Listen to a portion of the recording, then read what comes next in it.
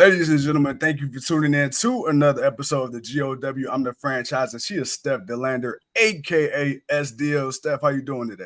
I'm good. How are you doing? I'm good. I'm good. Very excited to talk to you. Thank you for taking the time to join me today. Thank you for having me. Absolutely, absolutely. And before we get started, I got a bunch of questions I want to talk to you about. But hmm first, we have to talk about Slammiversary coming up this Saturday, July 20th, followed by the TNA IMPACT tapings Sunday, July 21st at the Verdun Auditorium in Montreal, Quebec, Canada. And the first thing I'm going to ask you is, Steph, what can we expect this Saturday? For those who are wondering, why should we tune in? What we got for the people this weekend? Well, I think what we have for the people is a sold out crowd, over 4,000 people, which is incredible. You know, that when you think about that in itself, like you sit there for a second, that is a lot of people. Yeah. Everyone is showing out for TNA. We've sold it out. It's so exciting. I think what you can expect is first and foremost PCO taking AJ Francis's Digital Media Championship, which is going to be my main event of the night. So I'm very excited for that. And I think in general, right now, TNA has an all-star roster. I think there's been like a new life injected into the company at the moment. I think we're kind of knocking it out of the park every week with the content that we're creating. I think there's so many exciting things going on right now for TNA. So I think Slammiversary this year is going to be must watch. Everyone needs to tune in because honestly, I don't even know what's going to happen. So if I don't know what's going to happen, then you guys need to make sure that you tune in so you don't miss anything cool. Well, it's funny you said you guys were sold out because I did see that over 4,000 tickets sold. How surreal is that for you? Because you guys have been doing great. Honestly, I feel like the last, really coming out of the pandemic, TNA has been consistent. Match from top to bottom, pay-per-views top to bottom. But right now, you guys are actually starting to see it reflecting the numbers in person. How does that feel to know this is one of the largest crowds in what? I think a decade is what it said online, if I'm not mistaken. Yeah, I mean, it's very exciting. I have only been with TNA, in this second run for a short period of time. So this is my Mhm. first Slammiversary that I'm going to be involved in any way. But to see the progression of the company, to see, in the last 6 to 12 months, there have been so many different changes, and there's been periods of time, even from changing from Impact to TNA and all the stuff that's going on. There's been a lot of uncertainty, but I think the cool thing is, like in classic TNA fashion, Yeah. they never fold. It's like literally this company is the phoenix rising from the ashes every single time. So I think they've looked at what's been going on. There's been a lot of doubters, there's been a lot of supporters, but I think the fact that we've sold out over 4,000 tickets for Slammiversary, that kind of shuts up everyone. Like anyone that has anything negative to say, it's like, well, the numbers don't lie. You know what I mean? Yeah. We can sit here and say we're the best, we're doing well, this, that, whatever, but we have over 4,000 people that bought a ticket because they want to come and see the show. They want to come and support TNA and the entire roster. So I think, as I said earlier, there's this renewed sense of excitement around the company. And it's really cool for me to be, a part of that and to be in one of the featured storylines. Well, you said something about the numbers, and right now, Joe Hendry, he's kind of really been leading the charge in the TNA WWE crossover. But we can't forget Jordan Graves, who really kicked this whole thing off earlier in the year, and then before that, her initial Royal Rumble appearance. How does it feel to have a TNA guy do the most numbers on outside company's YouTube channel, and to hear these people chanting TNA, TNA, and the partnership nobody saw coming? I think it's a testament to like consistent work for years. That it's one of those things where everyone throws around the term overnight success. Yeah, And for every overnight success, you don't see the 10, 20 years of all of the work behind the scenes. And I feel like that is very much the story with Joe Hendry. Like Joe Hendry has been grinding 4 years on the yeah, independent scene and in TNA. He's been doing the same shtick for years. This yeah. is not something he came up with 2 weeks ago. He's been trying to get people to believe in Joe Hendry for years. He did. He always had a solid fan base, but I Yeah. think now in this particular situation, it's been the perfect storm of him having a really simple gimmick and character that people can latch onto, and the fans wanting something to latch onto. You know what I mean? Like there's nothing wrestling fans love more than feeling like they get to control the narrative. And we've seen it with Daniel Bryan, we've seen it with Kofi Kingston, we've seen it with Becky Lynch. There are certain stars that even if the company hasn't strapped the rocket to them, the fans, if enough of them make enough noise, they can create their own rocket and go, hey, this is our guy or this is our girl, and we don't give a shit whether or not you, as like the guys in charge, believe in it. Not saying they didn't, but literally the fans believed in Joe Hendry, literally as his tagline says. And I think it's just been this, it's the thing is too, is we're not just talking about one fan base now. We're not just talking about the TNA fans. We're not just talking about the WWE fans. We're talking about the TNA fans and the WWE fans and the AEW fans and the independent fans. Like anyone who's a wrestling fan, even he's broken the barrier of wrestling now. It's just, there's a movement and people love to jump on movements. And, you know, it's a combination of hard work for a really long time and also being in the right place at the right time and having a product to sell that people want to buy into. And I think that's kind of been the perfect storm for Joe Hendry. And I think, you know, as long as he does what he's doing right now, the sky's the limit.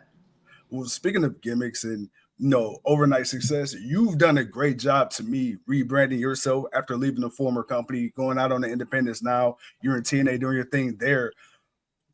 How much of a risk was it for you? Because you obviously have a little bit more of a different look than you did originally, but I feel like this is more true of who you are everyday life.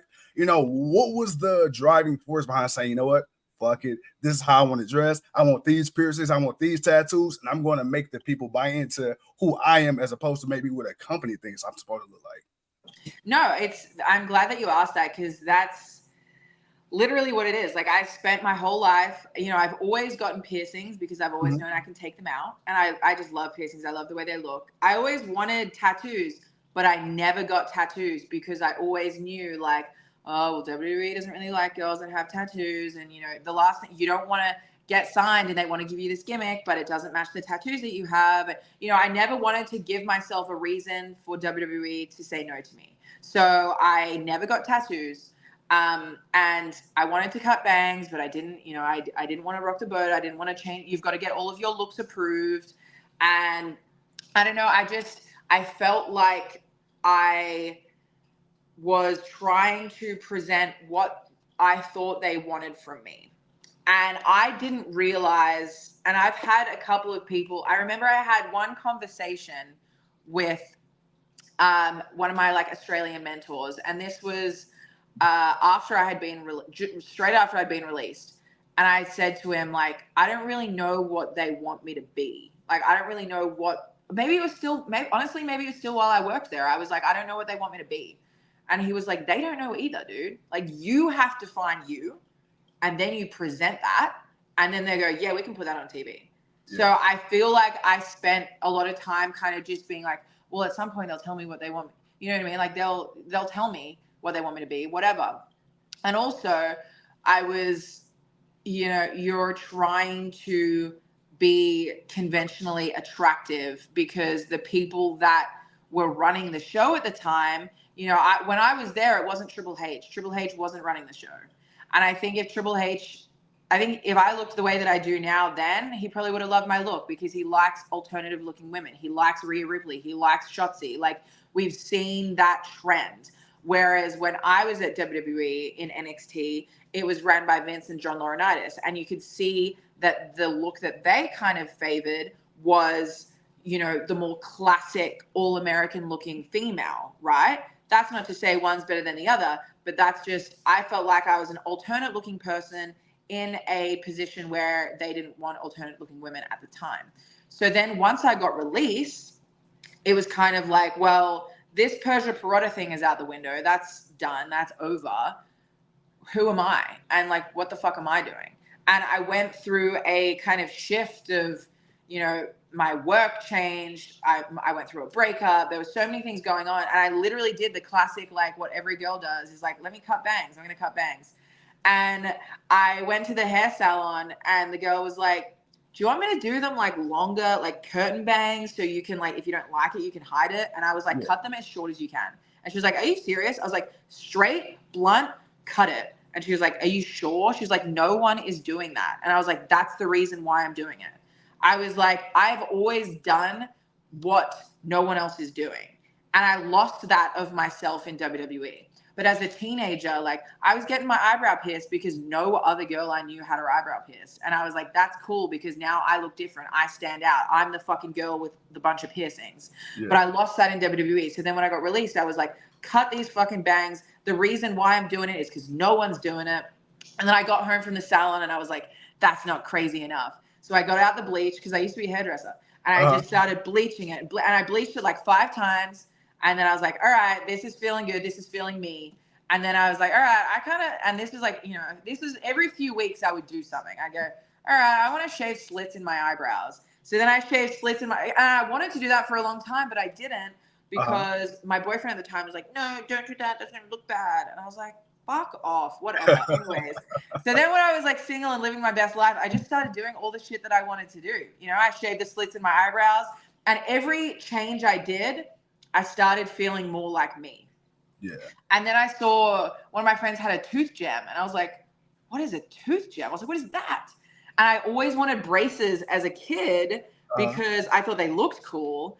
And then I wanted grills, but I'm like a white Australian girl. I don't think I can do, I think I'm going to get like roasted if I have grills. But then I saw tooth gems and I was like, wait, I think I could do that. So I got a whole row of tooth gems, and it was like my confidence grew every time I added something that felt like me because I felt like I was in my own skin. And then I was at the piercing shop getting a couple more piercings. And I'd said to the chick like a few months ago, I was like, I want to get a face tat. And then I was back there, I was literally just went to get a couple of earrings. And she was like, what do you think about that? Like, are you still going to do that face tat at some point? I was like, yeah, I'm still thinking about it. Like, I still want to do it. And she was like, I mean, we can do it today if you want. Because her boyfriend is a tattoo artist. Yeah. And I was like, yeah, let's do it right now. And she was like, really? I was like, yeah, let's do it. So I wasn't even planning to go and get it done that day, but I just did it. And same thing, like he drew the stencil, he put it on, and I was like, that is so cool. And then I did it, and exactly the same thing. I'm like, every day now I wake up and I look at myself in the mirror and I go, this is me. I look like what I want to look like, and I feel like myself. And yeah, I feel like I've gone through this total transformation of like trying to be what I thought other people would want to see from me, into now trying to be myself. And then because of that, I can tell my performances in the ring and on TV are better because I feel more connected to who I am. I love that story. And it's funny you say being yourself, because I've always felt like TNA specifically, no matter if it's Impact, TNA, whatever it was, I've always felt like they've done a great job of taking talent from other companies that maybe weren't as appreciated or utilized the way we would like to see them. Even Matt Hardy, right? He's come back completely rejuvenated his career. Jeff Hardy, Mustafa Ali, Nick Nemeth now. You know, I feel like so many people have come in. What do you think it is about the TNA system and the culture that allows people to just come in and flourish, whether it's 6 months, 6 years, whatever the case may be? I think TNA, you have a lot less restraints, and everyone has a little bit more control over what they're producing. So instead of being given a, you know, if you're filming a backstage at WWE, I don't know what it's like at AEW, but if you're filming a backstage at WWE, and again, I can only speak on my experiences when I was there during that period of NXT, we would be given a script of like, hey, here's your lines. You pretty much have to say it word for word. So I was a, you know, how I was 24-year-old Australian girl in a love storyline, but my notes were written by like a 40-year-old American man. And there wasn't much wiggle room. So I would read that and go, I don't even know what this word means. Like, I've never said this word in my life. Right. So it was very hard for me to connect to the verbiage because it wasn't the way that I would flirt with a guy. You know, and I said that to him. I said, I know what I would say in this situation. Let me just say that. But it was a lot more micromanaged. Whereas in TNA, for instance, like, I don't know if you saw that vignette that we did last week where I was on the beach with PCO. But literally, like, I went to the beach with my videographer. We filmed all of that shit. And then I sat down in my house with my podcast microphone and I just created my own script of the voiceover stuff. And I wrote all of that. I didn't even write it out. I just spoke it a few times and tweaked it. But I came up with all of that stuff. And that's why it sounds so much more natural, because it's exactly what SDL would say in that situation. And I think, as you said, that's why you see that with Matt Hardy, you see that with Mustafa Ali, you see that with Nick Nemeth. Like, we have more control over what we do. And at the end of the day, no one knows us more than we know us. So Mustafa Ali knows how to present the best version of himself. And so do I. And so does Matt Hardy. And of course, there's still plenty of times where we need writers to help us with stuff and we need a lot of guidance in certain situations. Some people just aren't comfortable writing their own promos, or they need a lot of babysitting, and that's where it's great for them. But there are other really creative people who kind of flourish when they have more control. And I think that's why you see a lot of people do really well, especially with like the gimmicks and storylines within TNA. Steph, I know we run a little on time. I got one more thing to ask you before we do the final wrap up. TNA 2024 is more than halfway over. 2025 is around the corner. What can we expect from you? What are your goals within the next 365 days? So I would say the next 6 months, I am honestly trying to present the best and most entertaining work that I can. So I feel like I'm in this position at the moment where I'm in a very unique storyline on the show compared to what a lot of other people are doing. So I'm trying to continue that momentum and every week create something that the fans want to buy into and are entertained by. And then moving forward from that, I don't know where this story with PCO goes, but the Knockouts World Championship is always in the back of my mind. So I don't know if that's 6 months. I don't know if that's a year. I don't know if that's 2 years. I don't know any sort of timeline as far as me and a title goes. But, my end goal within TNA is still to get my hands on the Knockouts World Championship. But in the meantime, all of my energy is focused on what I'm doing right now. Absolutely, absolutely. And I must say, this whole thing with you and PCO is very interesting. Before, I thought that was my last question. I got one more question for you. So this love story, if you can call it that, with you and PCO, how is it when you're in a relationship in real life and then you get presented with something that you have to portray on TV? Has there ever been a situation, not this specifically, but a storyline you've been given, you're like, you know what? I'm not really sure if I'm okay with that, or my partner's okay with that. Have you ever come through with that? Or is this like, you know what? It's entertainment. We'll make it work. Yeah, when I was in NXT and I did a love storyline with Duke Hudson, I had a boyfriend in real life and he actually lived in Australia. So that was hard because I was living here, he was living in Australia. But pretty much as soon as the storyline kicked off, he'd come over and visit for like 6 weeks. And that was difficult in a sense of like, it wasn't just we were in a love storyline. The whole kind of hook of that was we were doing disgusting makeouts every week on TV because the views were crazy. Yeah. So that was difficult because it wasn't even so much about the storyline. It was more just like the shock value of the content that we were creating. My boyfriend was, quote unquote, okay with it, but you come home from work and your boyfriend's just sat on the couch and watched you make out with another guy on TV. Yeah. It's never going to be an ideal scenario. So that was tough then. Now I'm in a different situation where it's, everyone is very supportive and comfortable and happy. And if anything, the way that wrestling goes, my partner is also involved in wrestling. So there is so many different avenues and ways that this story can go that it's just kind of fun and exciting for everyone. I've been pretty lucky. I do have friends that they have been in love storylines or even just like in angles with someone of the opposite sex and their partner at home has had like real issues with it. Yeah. So I'm kind of thankful that I haven't really had too many, awkward experiences, I would say. Awesome. Steph, before we get out of here, where can people find you on social media? How can people tune in to Slammiversary since it's already sold out? You can't get no more tickets. How can the people find you? How can the people watch the show?